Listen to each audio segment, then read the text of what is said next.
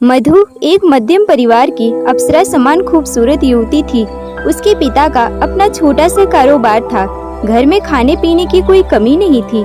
जब मधु घर से निकलती तो लड़के दिल थाम कर रह जाते थे। मधु को इस बात का एहसास था कि वह बहुत हसीन है, इसीलिए वह और भी नजाकत से चलती थी।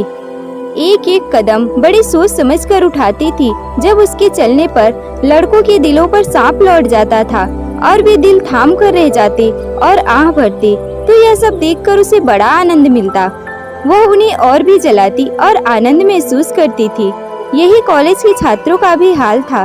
कॉलेज के मनचले छात्र भी उसे देखकर आह भरकर रह जाते थे, लेकिन मधु एक ऐसी चिड़िया थी जो किसी के हाथ नहीं आ रही थी।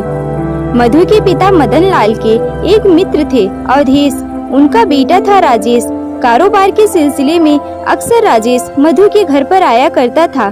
राजेश भी हसीन मधु का दीवाना था। मधु एमए की छात्रा थी। 18 को पार कर चुकी थी। जवानी से भरपूर थी, लेकिन अपने यौवन की हवा अभी तक उसने किसी को लगने नहीं दी थी। राजेश जब भी मधु के घर आता था, तब वो उसको तरह तरह से अपनी ओर आकर्षित करने का प्रयास करता था, मगर मधु उसकी ओर ध्यान ही नहीं देती थी। एक दिन राजेश ने हिम्मत दिखाई। मधु उसके लिए चाय लेकर आई थी। कमरे में उनके अतिरिक्त कोई और नहीं था। एकाएक राजेश ने मधु को अपनी बाहों में जकड़ लिया। मधु ने चीखने को मुंह खोलना चाहा, तो राजेश ने और भी हिम्मत का प्रदर्शन किया। उसने अपने होठ उसके होठों पर रख दिए। ओह, मधु की हालत खराब हो गई। उसने तो स्वप्न में भी नहीं सोचा था कि उसके साथ इस प्रकार की हरकत भी हो सकती है। कुछ पल इसी तरह से गुजर गए। मधु के सारे शरीर में एक अजीब प्रकार की झुरझुरी सी दौड़ गई।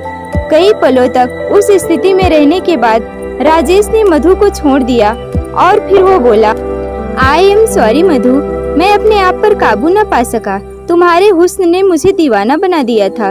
मगर मधु चुपचाप खड़ी रही। उसकी स्थिति बड़ी ही अजीब थी। उसकी समझ में नहीं आ रहा था कि वह क्या कहे।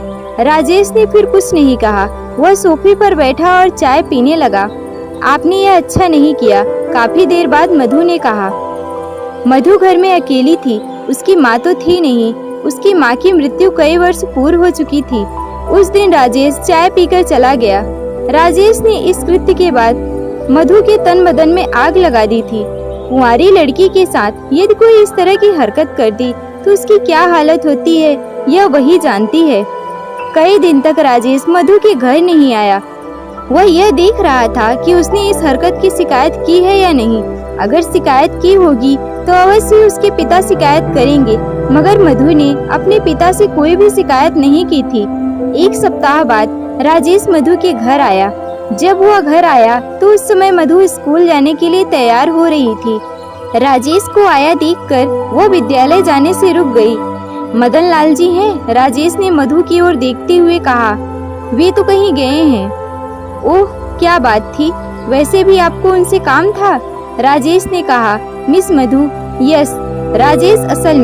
राजेश ने कहा, मैं आपसे माफी मांगने आया था। उस दिन ना जाने किस धुन में मैं आपके साथ वह हरकत कर बैठा था। मधु ने कोई जवाब नहीं दिया। मधु की चुप्पी से राजेश को बल मिला। उसने फिर एक बार वही हरकत कर दी, मगर आज मधु ने कोई विरोध नहीं किया, तो राजेश को और भी बल मिल गया। वह मधु के साथ वहीं बिस्तर पर लुढ़क गया और फिर राजेश की वह इच्छा पूरी हो गई जिसकी उसे चाह थी। उस दिन राजेश कई घंटों के बाद मधु के घर से गया था। अब जब भी राजेश की इच्छा होती वह मधु के घर आ जाता। मधु अब कोई विरोध नहीं करती थी।